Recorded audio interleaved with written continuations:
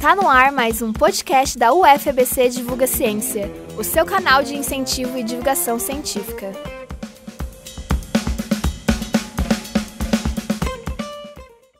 Eu sou o Marcos, bolsista atuante no blog UFABC Divulga Ciência, e hoje estamos com o professor Ramatiz Jacino.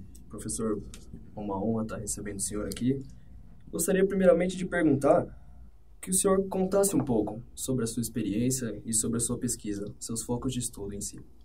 Bom, primeiramente eu quero agradecer pelo convite, eu acho que é muito importante esse blog Divulga Ciência, para a gente poder estar dando mais, democratizando, né, aquilo que a gente tem pesquisado na universidade.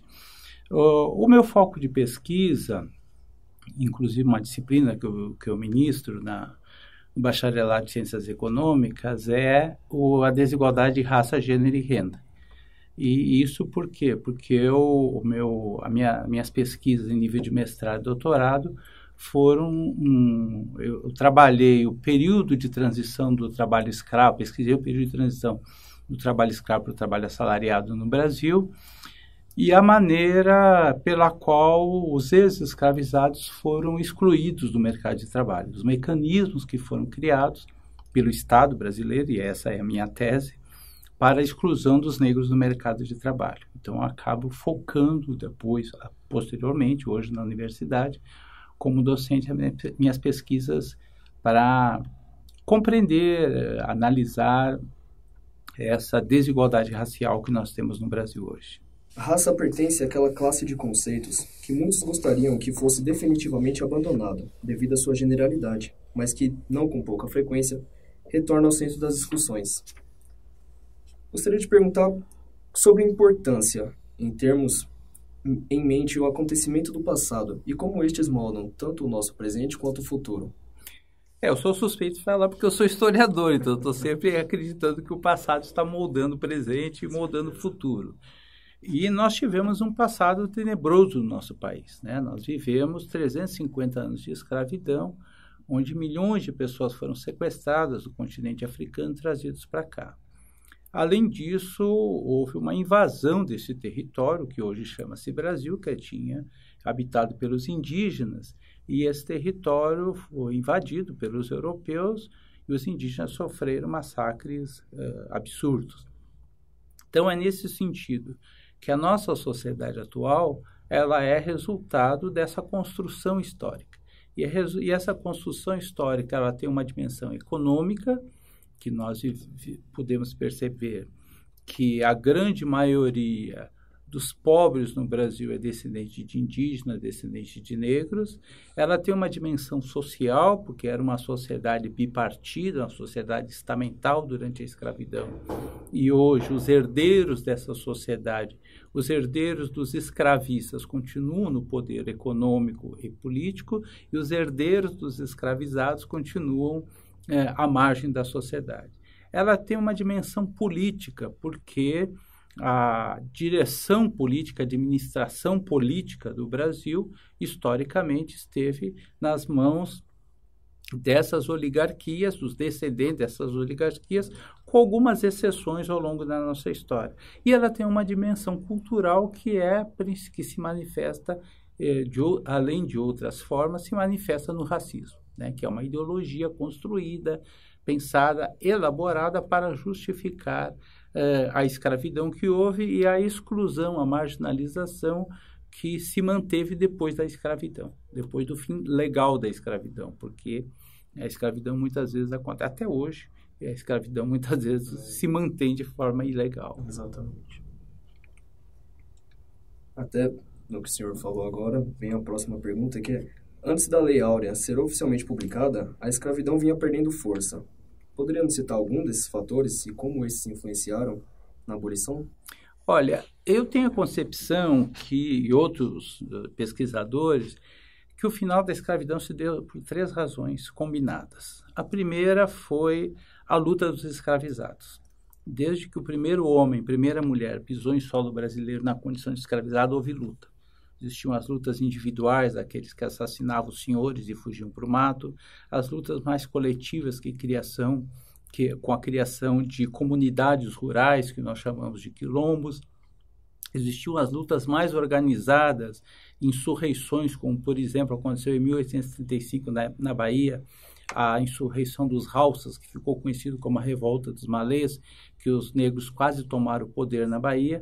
E existiu, inclusive, um país dentro do Brasil que durou mais de 90 anos, que abrigou em torno de 20 mil pessoas, entre negros, indígenas e até mesmo brancos fugidos do poder colonial, e que as forças de repressão chamaram de Palmares, mas que o nome que os negros usavam era Angola Janga. Então, a luta dos escravizados, a luta perene dos escravizados contra a escravidão, é uma das razões do final da escravidão. A segunda razão é a pressão do Império Britânico. Não porque os ingleses fossem contra a escravidão ou se fossem bonzinhos, é porque naquele período, aí nós estamos falando já no século XIX, meados do século XIX, a Inglaterra despontava como uma potência no âmbito do capitalismo industrial. E era do interesse da Inglaterra acabar com a escravidão de maneira que os escravizados se tornassem trabalhadores assalariados e pudessem adquirir os seus produtos. Além disso, existia uma disputa pelas rotas internacionais, enfim, que a Inglaterra, portanto, começa a pressionar para acabar com a escravidão no Brasil. A terceira razão para o final da escravidão é a lógica do capitalismo. Porque na escravidão se compra o indivíduo. Esse indivíduo pode ser pouco produtivo, adoecer, morrer ou fugir, o que acontecia muito. No capitalismo, não se compra um indivíduo, se compra a força de trabalho. Se esse indivíduo for pouco produtivo ou adoecer, basta demitir-lo e colocar outro no lugar. Se ele fugir, se ele morrer, também é fácil ser substituído. Então, essas três razões combinadas é que levaram ao final da escravidão.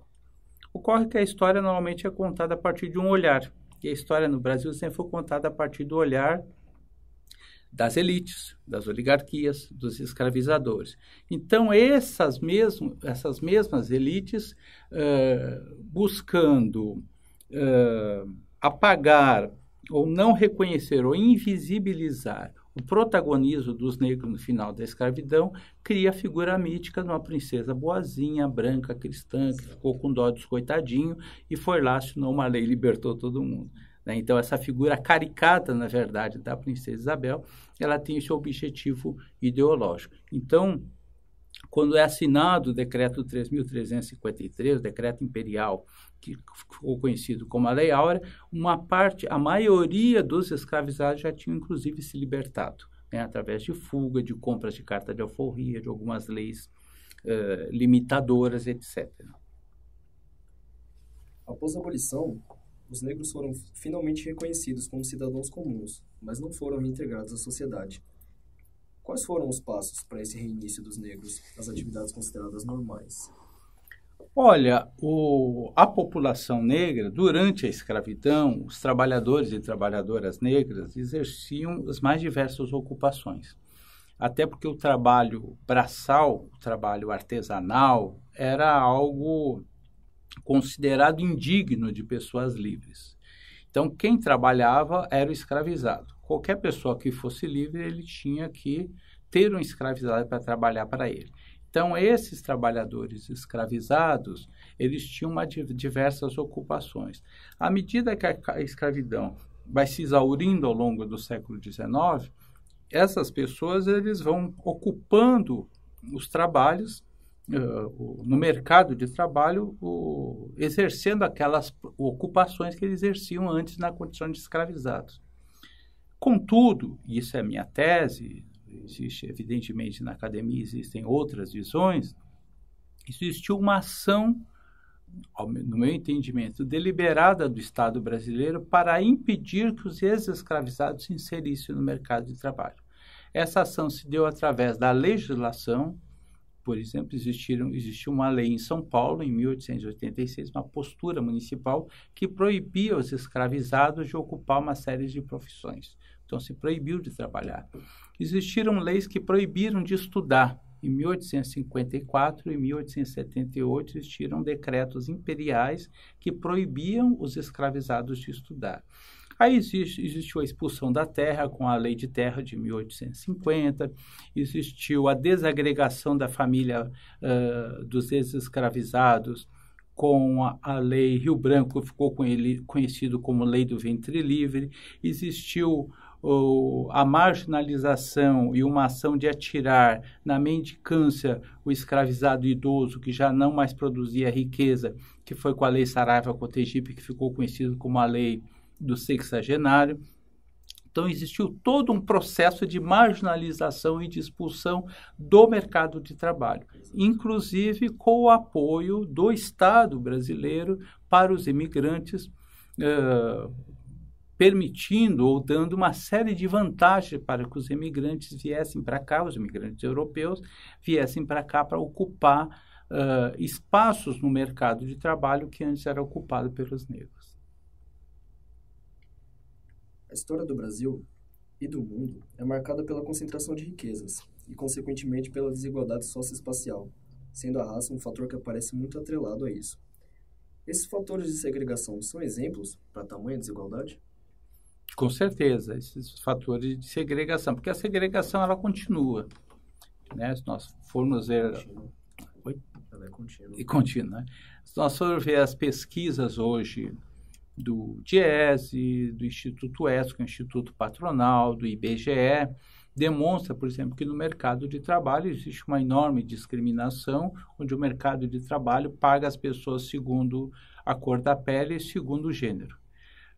Existem pesquisas que dão conta, inclusive uma pesquisa do Ministério da Saúde de 2014, que dão conta de que as mulheres negras recebem um tratamento diferenciado na hora do parto, se comparado às mulheres brancas. Isso que faz com que a mortalidade materna e a mortalidade das crianças seja quase o dobro de mulheres negras.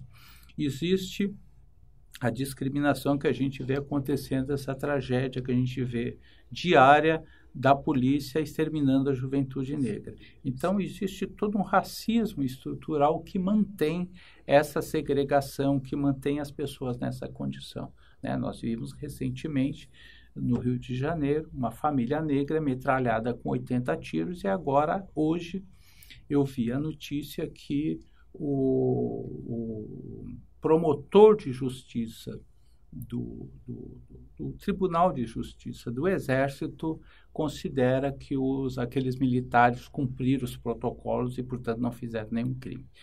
Se fosse uma família branca de classe média na Zona Sul, não seria metralhada, mas era uma família negra, foi metralhada, e agora as próprias autoridades referendo que o Exército tem o direito de metralhar famílias negras que estão dentro de um carro por alguma razão, eles acharam suspeito.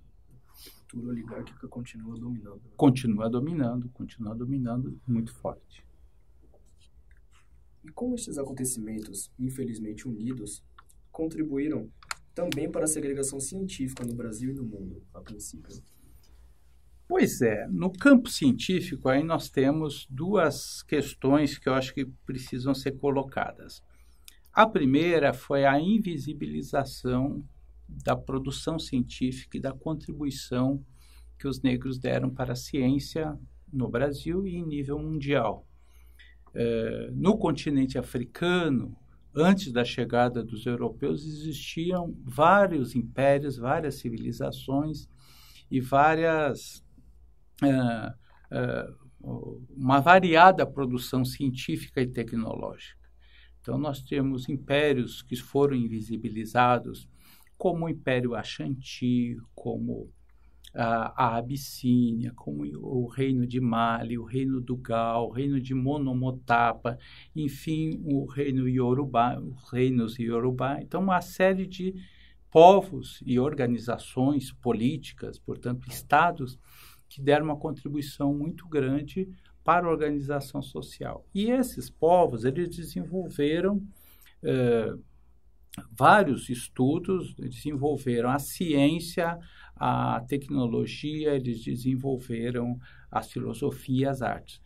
Para você ter uma ideia, existia na cidade de Tombuctu, no Reino do Mali, uma universidade chamada Sankoré, muito antes da chegada dos europeus, mais de 200 anos antes da chegada dos europeus, que tinha, numa cidade que tinha em torno de 100 mil habitantes, 25 mil em torno estavam na universidade. A título de comparação, seria como se a USP hoje, né, na cidade de São Paulo, que tem em torno de 12 milhões de habitantes, se tivesse 3 milhões de pessoas na USP. Então, isso dá a medida do nível do desenvolvimento cultural e desenvolvimento lá das filosofias, das artes, da ciência. Então, essa é a primeira questão do negro na ciência, que é essa invisibilização da contribuição extraordinária em vários campos que os africanos e seus descendentes deram na ciência. A outra dimensão que a gente pode colocar, que no Brasil, os negros sempre foram objeto de estudo. Durante muito tempo foram objetos de estudo. Se estudou muito negros no Brasil. Desde Gilberto Freire, Nina Rodrigues, Silvio Romero, vários intelectuais brasileiros estudaram os negros, o negro a partir do seu olhar, evidentemente, de classe e de etnia, e de classe dominante, e de oligarquia. Então, o negro foi estudado. O negro se tornar cientista dentro da realidade racial no Brasil, com as exceções que existiram no passado, mas de forma mais sistemática, isso se dá a partir da década de 30, 40, e com um crescimento muito grande agora, a partir do ano 2000 e pouco, que uma quantidade grande de negros entram nas universidades e se tornam cientistas. Mas é necessário que se diga que existiram vários cientistas nas mais diversas áreas no Brasil e que foram invisibilizados também por conta do racismo. Vamos pegar um exemplo, por exemplo, na área da psiquiatria. Juliano Moreira foi o precursor da psiquiatria no Brasil. Na área do urbanismo e de arquitetura, nós temos os irmãos Rebouça, André Rebouça, José Pereira Rebouça. Nós temos também na área do urbanismo e arquitetura, nós temos Teodoro Sampaio. Nós temos o criador da Ordem dos Advogados do Brasil, que não é necessariamente um espaço de ciência, mas é um espaço importante de saber, chamado Visconde Jequitinhonha. O maior escritor do Brasil, fundador da Academia Brasileira, Machado de Assis. Todos esses ou invisibilizados ou branqueados pelo racismo, né? Que normalmente tentam se branquear, aqueles que não dá para invisibilizar, tentam se branquear. Então, esses são exemplos do passado, mais antigo, mas atualmente nós temos uma quantidade, felizmente, de muitos homens e mulheres negras nas ciências.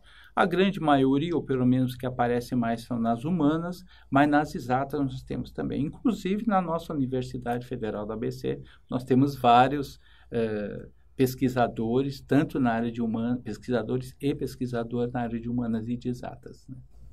Com certeza. É um histórico até que o senhor comentou, sobre o próprio racismo científico, né, desde o século XVIII ao século XX, que vem passando, né, uma tentativa até de explicar, né, e justificar a não aceitação do negro na sociedade, né. Muitos cientistas passaram por toda essa época tentando explicar, fazendo com experimentos e comprovações absurdas para comparar, sem colocar as mesmas qualidades, sem colocar as mesmas quantidades e as mesmas possibilidades para cada um, passando por todo esse período, né? Exato. O racismo, eu acho que é muito importante que se diga, o racismo não é resultado só da maldade dos homens, ele é também resultado da maldade dos homens, mas o racismo é resultado de uma construção ideológica. E aí, o racismo, ele se constrói no mundo, e particularmente no Brasil, a partir de dois pilares que eu acho que é muito importante, que eu gostaria de falar aqui. O primeiro, a primeira questão que leva ao primeiro pilar é que os europeus, eles eram cristãos e seguem a Bíblia. E na Bíblia está escrito que todo homem foi criado à imagem e semelhança de Deus. Então, como eles iriam justificar que eles estavam submetendo alguém que foi criado à imagem e semelhança de Deus a uma condição de animal e a condição de uma mercadoria? É que isso que é a condição que é levado ao escravizado. Então, era necessário criar uma explicação para isso. Então, eles criam uma explicação a partir de uma leitura da Bíblia, que eles pegam uma passagem da Bíblia, que é a passagem que coloca que Noé teria recebido uma mensagem de Deus e que Deus mandaria o dilúvio. Então, Noé obedece, constrói a arca, coloca um casal de cada espécie de animal e vai a arca fica flutuando até que, depois de 40 dias e 40 anos de dilúvio, ela aporta no Monte Ararat. No Monte Ararat, Noé desce e a sua família sai, vai repovoar a terra junto com os animais, e Noé planta a vinha, colhe a vinha, bebe e se embriaga. Ao ficar embriagado, Noé ele fica deitado na sua tenda com as suas vergonhas à mostra. Isso está na Bíblia. O seu filho Cã, ver o pai naquela situação, ele não cobre o rosto e, portanto, ofendeu a nudez do pai. Seus outros 2 filhos, Sem e Jafé, cobrem o rosto, vão de costa e colocam um pano para cobrir a nudez do pai. Quando Noé acorda, Sem e Jafé denunciam Cã. E Noé, furioso, amaldiçoa Cã e toda a sua descendência. A maldição que ele lança sobre Cã é que ele se tornará escravo dos seus irmãos e a sua descendência escrava da descendência dos seus irmãos. Essa passagem bíblica é utilizada pelos cristãos europeus escravizadores para justificar a escravidão. E qual é a argumentação? Os africanos nasceram à imagem e semelhança de Deus, contudo, eles são objeto de uma maldição bíblica. Então, está justificada. Então, o primeiro pilar da construção da ideologia racista se dá pela religião. Ocorre com o passar do tempo, especialmente com o advento do iluminismo, as explicações teocêntricas já são insuficientes. Então, é necessário lançar mão daquilo que, no momento, a inteligência mundial se norteava, que é o antropocentrismo. Então, as explicações antropocêntricas. Então, é necessário, portanto, uma explicação mais científica. Aí, o que eles fazem? Da mesma forma que foi utilizada a Bíblia, eles utilizam um importante biólogo chamado Charles Darwin, um biólogo inglês, que escreveu A Origem das Espécies e, entre outras coisas, ele hierarquiza na natureza os animais. E, da mesma forma que o leão devora o coelho e assim por diante. Então, eles adaptam essa leitura de Charles Darwin da biologia para a antropologia, para a sociologia, e passam a argumentar que, se na natureza existe essa hierarquia, entre os seres humanos também existe. Então, na concepção deles, no topo da hierarquia da humanidade estava o branco, o caucasiano, o europeu, depois estavam os asiáticos, depois os indígenas, e os negros eram aqueles que estavam abaixo. Isso recebeu o nome de darwinismo social, que é aquilo que ficou conhecido como ciência. E aí tem um subproduto do darwinismo social que foi criado por um francês chamado Francis Galton, que é a ideia de que, se existe uma raça superior e uma raça inferior, para a humanidade evoluir é necessário, então, acabar com a raça inferior e privilegiar a raça superior, melhorar a qualidade da raça. Então, ele cria aquela ideia que ficou conhecido como eugenia, que foi trazido para o Brasil por um outro francês chamado Arthur de Gobineau e foi incorporado pelos centros de saber do Brasil. Então, portanto, fiz uma fala um pouco longa, mas é para dizer que o racismo no Brasil é uma ideologia construída a partir de uma concepção religiosa, uma concepção científica, e que vai se reformulando enquanto um pensamento acadêmico, e que depois é apropriado pelo senso comum. Mas a academia foi quem produziu esse racismo que nós conhecemos. E nos dias de hoje, professor, o que devemos comemorar em 13 de maio? Absolutamente nada. 13 de maio não tem significado nenhum para nós negros, nem para o movimento negro, e não deveria ter significado nenhum para a sociedade brasileira.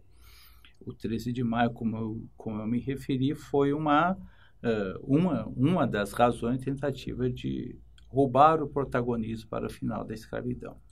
Segundo Emília Viotti, que foi uma pesquisadora da USP, falecida recentemente, quando foi assinada a Lei Áurea, apenas 5% dos negros eram escravizados. A maioria já tinha se libertado por fugas, por compra de carta de alforria, por essas leis relativas, mesmo grandes fazendeiros que, por conta daquela razão que eu me referi anteriormente, que a escravidão já não era mais tão lucrativa, começam a ir substituindo os escravizados por trabalhadores assalariados, homeeiros, etc. Então, a escravidão já estava praticamente exaurida. Então, a Lei Áurea, ela acaba só referendando aquilo que já existia. Como eu também me referi que a história ela é muito dinâmica e ela é contada a partir de um olhar, tem uma narrativa da história que eu acho que é importante resgatar aqui. Durante muito tempo, os próprios negros aceitaram essa ideia do 13 de maio como dia de libertação, e o 13 de maio era comemorado.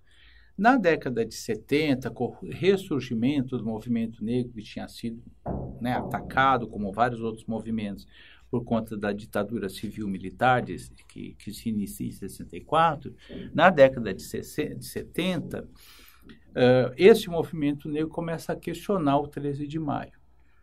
Existiu lá em Porto Alegre um poeta chamado Oliveira Silveira, que ele propõe ao movimento negro organizado que não se comemore mais o 13 de maio, que se comemore o 20 de novembro, como o dia da morte de Zumbi de Palmares, a grande liderança representativa dos negros brasileiros.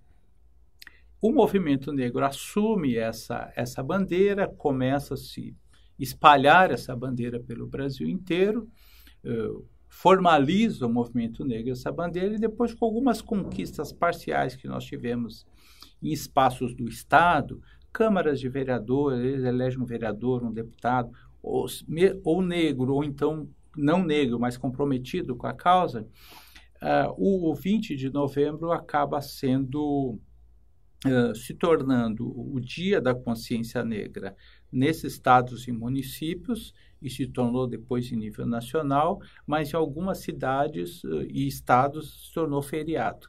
Se eu não me engano, mais de 200 cidades, hoje no Brasil, 250 e poucas, o dia 20 de novembro é feriado. Então, o que eu quero dizer com isso? O movimento social organizado se apropria da narrativa histórica e constrói uma outra narrativa em contraposição àquela narrativa feita pelas oligarquias, que era o 13 de maio. Então, isso foi muito importante, essa nova narrativa histórica. E aí, mais recentemente, também o movimento negro se apropria do 13 de maio e rebatiza o 13 de maio como Dia Nacional de Denúncia da Discriminação Racial. Então, hoje até se promove eventos no 13 de maio, mas não com aquela visão que as oligarquias escravistas tinham colocado em relação ao 13 de maio. Por fim, professor, deixaria alguma dica, livro, citação ou filme sobre o tema para os nossos ouvintes? Olha, nós temos muitos filmes, muitas dicas, muita sugestão, mas eu quero me permitir aqui fazer um pouco de propaganda pessoal. Eu lancei recentemente um livro, agora, mês passado, que tem como título Desigualdade Racial no Brasil, Causas e Consequências.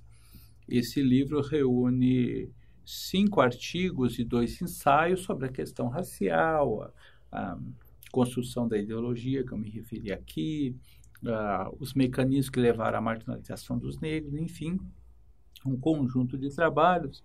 E esse livro vai para as próximas semanas, vão estar nas livrarias, mas eu queria deixar aqui o e-mail da editora, se alguém tiver interesse, que é imoeditora.contato@gmail.com. Imo é I-M-O, M de Maria. Então, repetindo, imoeditora.contato@gmail.com. E se pessoas tiverem interesse, eu acho que é interessante, eu acho que esse livro, inclusive, quem quiser, está disponibilizado também na nossa biblioteca aqui na UFABC. Até a possibilidade de uma nova série aqui para o nosso canal.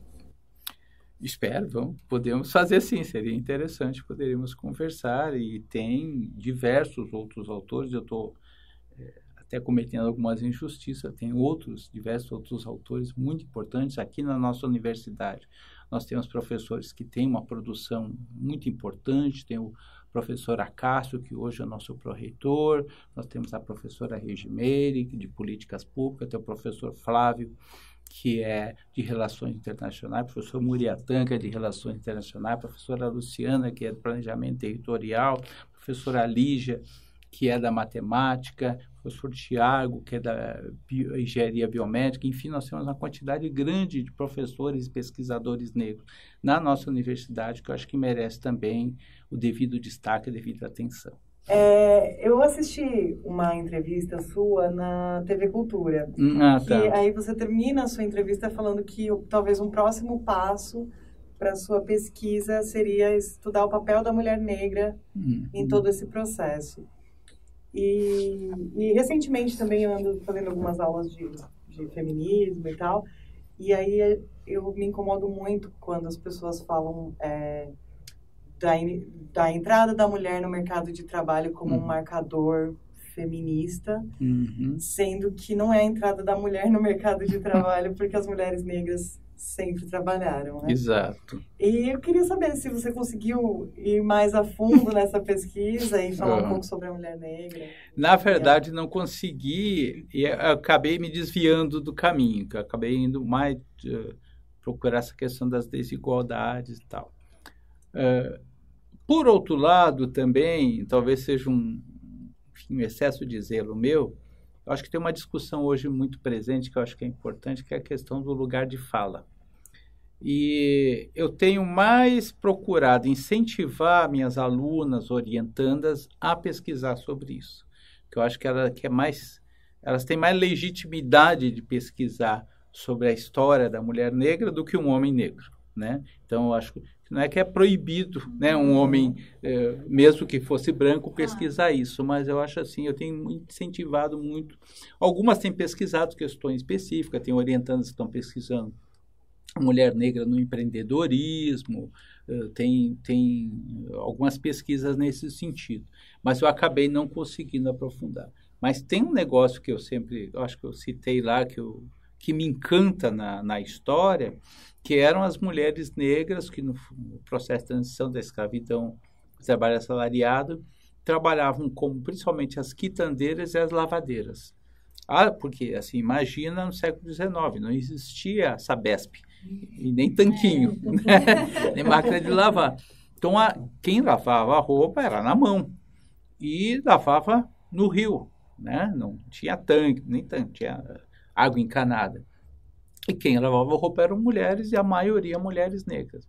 E essas mulheres, como a maioria delas não eram escravizadas, sobreviviam ali, como eram alforriadas e tal, sobreviviam ali, elas tinham autonomia financeira, a maioria eram sozinhas, não tinham maridos, né, até porque os homens negros tinham que ir para os lugares longínquos para conseguir trabalho, para a marinha, para a rede ferroviária e tal. Então, elas desenvolveram um padrão de comportamento que conflitava com aquela sociedade. Então, eram mulheres muito aguerridas, que saíam na porrada com a polícia, umas mulheres terríveis e tal. E que, inclusive, vocês, talvez a geração de vocês não tenha pego isso, mas a minha geração era muito comum dizer, fulana parece uma lavadeira. O que era a lavadeira? Aquela mulher desbocada, aquela mulher que ia para o enfrentamento, aquela mulher insubmissa. Então, esse padrão cultural das lavadeiras ficou muito forte na nossa sociedade, né? Então, eu acho isso interessante. Lavadeira e quitandeira, assim, os centros urbanos tinham todos, no século XIX, tinham muito essas mulheres. E aí, eu acho que é isso que você fala, eu acho que, para mim, eram as primeiras feministas. Tanto porque iam para o mercado, estavam no mercado de trabalho de fato, como também faziam enfrentamento com a sociedade machista, que iam para o pau, assim. Os relatos da polícia que falavam assim, que eram mulheres desbocadas e que brigavam como homens. A polícia... Ou seja, sensacionais. Metiu porrada, não queria saber. É muito legal, muito bacana isso aí. Mas eu acho que vale a pena pesquisar. Não só mulheres negras, outros também acho que deveriam aprofundar as pesquisas. Eu só tenho a agradecer ao Marcos, ele que trouxe esse assunto para a gente poder conversar. A gente queria muito fazer algo bem... E quando eu li o Lattes do professor, eu já fiquei até emocionada. Que legal. Mas é porque é um resgate mesmo da nossa história, né? Do Brasil, enfim. Mas aí, professor, você como historiador, talvez eu faça uma pergunta. Bom, como historiador, tudo que a gente viveu, a gente é uma viagem, né? O que a gente falou... Mas, assim, em relação às perspectivas, né? A gente sabe que a gente está vivendo um cenário muito complicado. Assim, na sua opinião, como você visualiza, assim, o futuro de tudo que a gente está acontecendo? Olha, o futuro eu acho branco, né? Assim, eu acho que a situação está muito complicada hoje que nós estamos vivendo. Se nós vivíamos uma sociedade racista durante todo esse período, agora isso se acirrou, isso aflorou. Quer dizer, né? Sendo muito objetivo, assim, a eleição do Bolsonaro aflorou, assim, colocou todos os demônios na rua. Né? Tudo aquilo que as pessoas eram e escondiam, agora a pessoa fala. Ontem estava vendo na reportagem, aumentou 70% o feminicídio em São Paulo. Negócio louco, né? Racismo, feminicídio, homofobia, tudo negócio pavoroso. Agora, por outro lado, eu também sou otimista, até porque se eu não for otimista, eu desisto, né? Vou me matar e tal. Eu acredito que o movimento social, e aí o movimento social como um todo, e os negros em particular, estão reagindo e essa reação vai aumentar mais ainda. Até porque não tem para onde correr. Né? Quer dizer, o desemprego, nós estamos aí com 13 milhões de desempregados e 19 milhões se contar os desempregados por desalento. Né? Sem contar o pessoal que está trabalhando em Uber, em terceirizado, home office, McDonald's, intermitente, quer dizer, e 27% são jovens, então desempregados. Então, esse povo eu acho que vai para a rua. Né? Acho que nós temos uma coisa que acho que é extremamente positiva do 1º de maio, amanhã, pela primeira vez na história do Brasil, consegue unir todas as centrais.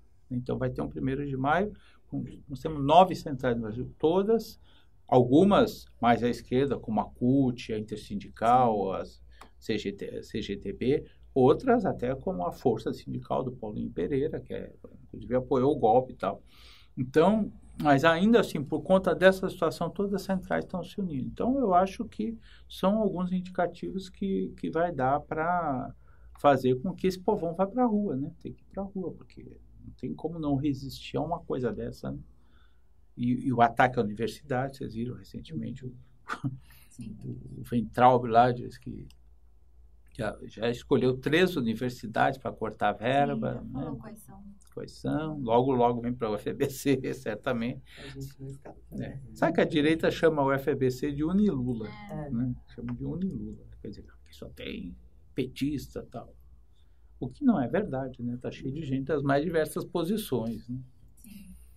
Mas é isto. Obrigada. Com certeza. Professor Matias, muito obrigado pela presença. É uma honra para todos nós. Eu que agradeço, é uma honra e sempre uma alegria participar aqui. Muito obrigado. Era um sonho dantesco o tombadilho, que das luzes avermelha o brilho, em sangue a se banhar.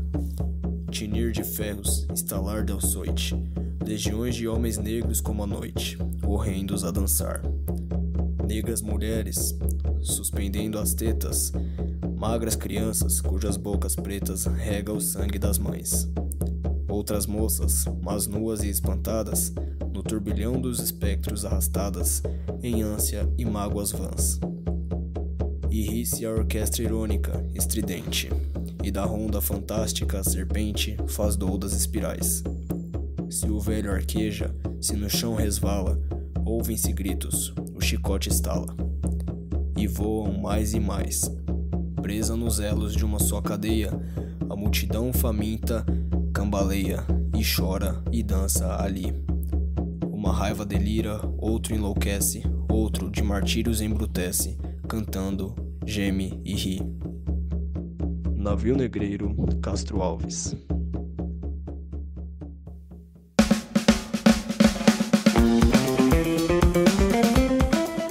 Ficha técnica. Entrevistadores: Pedro Henrique Oliveira, Marcos Vinícius, Vanessa Carmo, Tiene Pelosi. Entrevistado: Professor Ramatiz Giacino. Técnico de som: Bruna de Souza. Música: Breeds, Dan Lebowitz.